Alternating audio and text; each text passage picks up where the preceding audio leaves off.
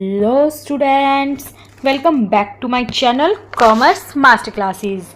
आज के लेक्चर में हम जो हमारा बेसिक अकाउंटिंग टर्म का टॉपिक था, जो हमने पहले डिस्कस किया था, उसके आज हम एमसीक्यूज़ डिस्कस करेंगे। आपने इस लेक्चर में सीखा था आपने इस लेक्चर में जो कुछ भी सीखा था उसे हम कैसे एमसीक्यूज़ में अप्लाई करने वाले हैं। हम एक एक कंसेप्ट को अच्छे से रिवाइज करते हुए सभी एमसीक्यूज़ को डिस्कस करेंगे।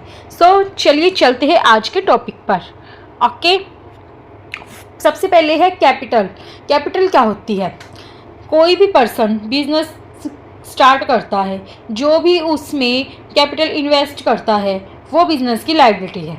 ठीक है, मीन्स बिजनेस ने उस पर्सन को पैसे वापस देने हैं। मीन्स बिजनेस और प्रोप्राइटर अलग अलग है। जैसे बिजनेसमैन ने अपने बिजनेस में जो पैसा लगाया है वो बिजनेस उसे वापस करेगा। ये बिजनेस की इंटरनल लायबिलिटी है। क्या है बिजनेस की इंटरनल लायबिलिटी? तो इसका आंसर क्या आएगा? ये है बिजनेस की इंटरनल लायबिलिटी। ठीक है, बिजनेस अपने इंटरनल सोर्स से पैसा उधार ले रहा है, किसी एक्सटर्नल सोर्स से उधार नहीं ले रहा। ठीक है, जिसने बिजनेस में कैपिटल लगाई है, ठीक है, वो उसको पेमेंट जो बिजनेस ने करनी है वापस, वो बिजनेस की इंटरनल लायबिलिटी होगी। ठीक है, चलते हैं नेक्स्ट पर। नेक्स्ट है goods taken by the proprietor for personal uses. अगर हम एग्जाम्पल लेके समझते हैं। अगर हम रसगुल्ले बनाने का बिजनेस कर रहे हैं और उसमें से रसगुल्ले हमने पर्सनल यूज़ के लिए निकाल लिए, तो पर्सनल यूज़ के लिए निकाले हैं तो उसे हम कहेंगे ड्राइंग। उसे क्या कहेंगे हम? ड्राइंग। अगर हम बिजनेस से कोई पर्सनल यूज़ के लिए कोई भी माल निकालते हैं, ठीक है, तो उसे हम ड्राइंग कहेंगे। ठीक है, नेक्स्ट है अमाउंट रिसीव्ड और receivable against sale of goods is. अगर हमें एसेट्स को बेचकर कोई अमाउंट मिल रहा है तो वो कैपिटल रिसिप्ट्स हो जाता है। अगर हमें एसेट को बेच के कोई अमाउंट मिल रहा है तो वो होगा कैपिटल रिसिप्ट। बट अगर गुड्स को बेच के कोई अमाउंट मिल रहा है तो वो हमारा होएगा रिवेन्यू रिसिप्ट। तो आंसर हमारा होएगा रिवेन्यू रिसिप्ट। ओके, नेक्स्ट है अमाउंट पेड और payable against purchase of goods is. अगर हम एसेट को खरीदने के लिए खर्चा कर रहे हैं तो वो होगा कैपिटल एक्सपेंडिचर। अगर एसेट खरीदने के लिए खर्चा करेंगे तो कैपिटल एक्सपेंडिचर। बट अगर गुड्स को खरीदने के लिए हम खर्चा कर रहे हैं तो होगा हमारा रिवेन्यू एक्सपेंडिचर। तो आंसर हमारा होएगा रिवेन्यू एक्सपेंडिचर। ठीक है, क्योंकि यहाँ पर हम गुड्स को खरीदने के लिए खर्चा कर रहे हैं। ओके, नेक्स्ट पॉइंट पर चलते हैं। गुड्स क्या होती है? गुडविल। गुडविल क्या होती है? वैल्यू मार्केट में। गुडविल क्या होता है? मार्केट में वैल्यू, मेरी कितनी वैल्यू है। जैसे मेरा रसगुल्ले बनाने का बिजनेस है और मेरे रसगुल्ले इतने फेमस हो गए, मीन्स मेरी गुडविल बढ़ गई। और गुडविल क्या होती है? गुडविल हमारी होती है इंटेंजिबल एसेट, क्योंकि उसे हम छू नहीं सकते। ठीक है, ये होती है हमारी इंटेंजिबल एसेट। चलते हैं नेक्स्ट पर। Expenditure of revenue nature that gives benefit for more than one accounting period is categorised as. तो हम इसको एग्जाम्पल की हेल्प से समझाती हूँ मैं आपको। जैसे एग्जाम्पल है, मशहूर गुलाटी को 1 करोड़ रुपीज़ दिया था अपने रसगुल्ले को प्रमोट करने के लिए। उन्होंने बोला था मेरा एक्सपेंडिचर जो है तो वो तो रिवेन्यू नेचर का है, क्योंकि हमने एसेट तो ख़रीदा नहीं है, लेकिन वो हमें इतना बेनिफिट दे रहा है कि उसका बेनिफिट एक अकाउंटिंग पीरियड से भी ज़्यादा मिल रहा है, तो वो हमारा होएगा deferred revenue expenditure. Okay, next है a person who owes money to a firm against goods sold is called a. वो पर्सन जिसको मैंने उधार पर गुड्स बेचे तो उसे क्या कहेंगे? उसे कहेंगे डेटर्स। ठीक है, जिसको भी मैंने उधार पे माल बेचा उसे कहेंगे हम डेटर। ओके, नेक्स्ट है a person whom to money is owned by a from for purchase of goods is called a. ऐसा पर्सन जिससे मैंने उधार पर गुड्स खरीदे तो उसे क्या कहेंगे? क्रेडिटर्स। उधार में खरीदे है तो क्रेडिटर्स, उधार में बेचे है तो डेटर्स। ओके, नेक्स्ट है purchase refers to the purchase of. जो हमारी बिजनेस की प्राइमरी एक्टिविटी है, प्राइमरी जिन चीज़ों में वो डील कर रहा है, एग्जाम्पल ऑफ हमारा बिजनेस था कचौरी का, तो कचौरी खरीदना ये मेरी परचेज़ है, ठीक है, प्राइमरी एक्टिविटी है। अगर मैं फर्नीचर खरीद रहा हूँ तो वो परचेज़ नहीं होगी। एसेट को अप्लाई तो एसेट को अप्लाई करना होगा ना, मीन्स जिन गुड्स में हम डील कर रहे हैं अगर वो ख़रीदते हैं आगे बेचने के लिए, एग्जाम्पल ऑफ हम कचौरी खरीद रहे थे बेचने के लिए, तो कचौरी को ख़रीदना हमारा परचेज़ होगा, तो आंसर होगा goods for sale. Okay, I hope आपको अच्छे से समझ आ गई होगी।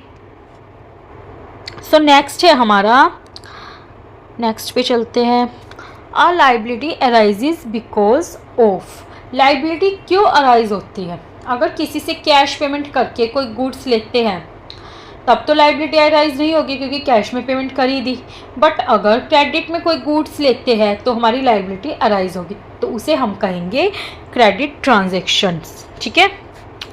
चलते हैं नेक्स्ट पे। The amount invested by the proprietor in a business is called, ये तो सभी जानते हैं कि अमाउंट जो प्रोप्राइटर बिजनेस में लेकर आया है उसे क्या कहेंगे? कैपिटल, ठीक है, क्या कहेंगे उसे? कैपिटल।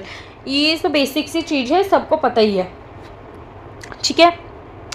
अब है stock is valued at, stock की वैल्यू क्या होती है? एग्जाम्पल की हेल्प से हम समझते हैं। एग्जाम्पल है, जैसे मैंने ना 10,000 की कचौरी खरीदी थी, 10,000 रुपये की कचौरी खरीदी, उसमें से 5,000 की सेल हो गई, तो मेरे पास अब क्लोजिंग स्टॉक क्या हो जाएगा? 5,000। मीन्स फाइनेंशियल ईयर के एंड में क्या वैल्यू होती है स्टॉक की, ठीक है। जैसे फाइनेंशियल ईयर क्या होता है पहले ये देख लेते हैं। जनरली हमारे लिए ईयर कौन सा होता है? 1 जनवरी से लेकर 31 दिसंबर तक ईयर होता है, बट कंपनीज़ के केस में 1 अप्रैल से ईयर स्टार्ट होता है और 31 मार्च तक एंड होता है, तो इस साल को हम फाइनेंशियल ईयर या फिर अकाउंटिंग पीरियड भी बोल सकते हैं। जैसे मैंने 10,000 की कचौरी खरीदी, उसमें से पूरे साल में 5,000 की सेल होगी, तो 31 मार्च को कितने रुपीस की कचौरी बची? 5,000 की, तो ये हो जाएगा क्लोजिंग स्टॉक, ठीक है। 5,000 हमारा हो गया क्लोजिंग स्टॉक। मीन्स जिन गुड्स में बिजनेस डील कर रहा है उनका जितनी गुड्स बची हुई है ईयर के एंड में उसे क्लोजिंग स्टॉक कहेंगे। अब क्वेश्चन में वो पूछता है स्टॉक को बुक्स में किस वैल्यू पर दिखाओगे? जैसे 5,000 का स्टॉक बचा तो 5,000 का हम बुक्स में क्लोजिंग स्टॉक दिखाएंगे। क्लोजिंग स्टॉक अपना 5,000 का है, बट अगर 5,000 की कचौरी को हम बेचने जाएं तो वो आज की तारीख में अगर वो 7,000 की सेल हो तो वो मार्केट वैल्यू होगी स्टॉक की। इस पॉइंट को हम डिटेल में आगे समझेंगे, अभी के लिए बस इतना समझ लेते हैं। कॉस्ट और जितने में वो बिकेगा इन दोनों में से जो कम है उतने ही अमाउंट से हम बुक्स में रिकॉर्ड करेंगे। तो यहाँ पर नेट रियलाइजेबल वैल्यू है 7,000, ठीक है, और कॉस्ट हमारी है 5,000, और इन दोनों में से कम कौन सा है? 5,000, तो 5,000 हमारा क्लोजिंग स्टॉक होगा। तो आंसर हमारा होगा कॉस्ट और net realisable value whichever is lower, ठीक है। चलते हैं नेक्स्ट पॉइंट पर। नेक्स्ट है bank overdraft is. Bank overdraft क्या होता है?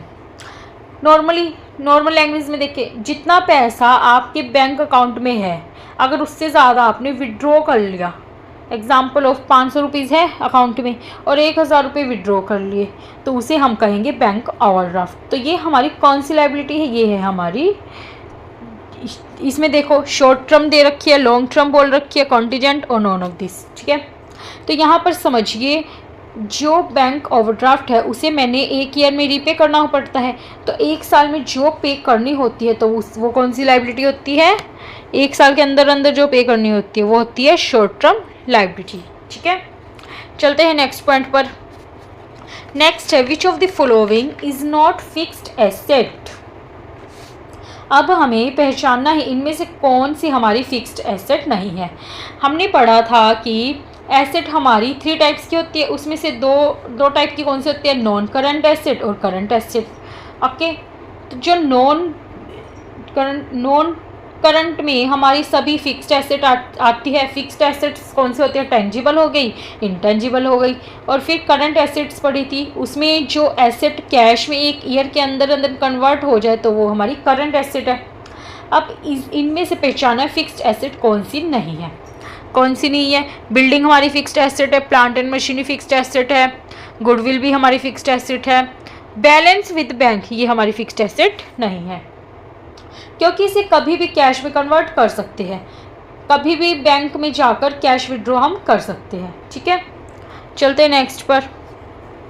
विच of the following is not a long term liability? इसमें से कौन सी हमारी लॉन्ग टर्म लाइबिलिटी नहीं है? क्रेडिटर्स, ऊपर ही आ गया ना, हमें पता है इनकी पेमेंट 1 साल के अंदर अंदर करनी ही होती है, तो वो हमारी शॉर्ट टर्म लाइबिलिटी है। ठीक है, टर्म लोन कौन से होते हैं? टर्म लोन तो होते हैं हम लॉन्ग टर्म के लिए लेते हैं, जो वो होते हैं हमारे टर्म लोन। और डिवेंचर्स क्या होते हैं? कंपनीज की, जैसे कंपनी के ना शेयर होते हैं कि दूसरे लोग आकर उसमें पैसा लगाते हैं, वैसे डिवेंचर्स होते हैं, एक तरह का लोन होता है, लॉन्ग टर्म लोन होता है एक तरह का डिवेंचर्स। इसको हम आगे डिटेल में समझेंगे, अभी बस आप इतना समझ लो। ठीक है, अब है कैपिटल। कैपिटल क्या होती है? अगर बिजनेस में कोई बंदा कैपिटल डाल रहा है तो लॉन्ग टर्म पर्पस से ही डाल रहा है ना।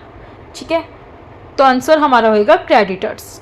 ओके, आई होप अगर आपने सभी एमसीक्यूज ध्यान से सुने हैं तो आपको अच्छे से समझ आ जाने चाहिए। बट अगर फिर भी आपको कोई डाउट हो तो प्लीज़ आप कमेंट सेक्शन में अलग से लिख सकते हैं, तो हम फिर से अलग सेक्शन रखेंगे इस चैप्टर का। बट आई होप मैंने पूरी कोशिश की कि आपको अच्छे से समझ आया होगा। तो आज का लेक्चर यहीं पर एंड होता है। So thanks for watching my video. So मिलते हैं नेक्स्ट लेक्चर में। Okay students.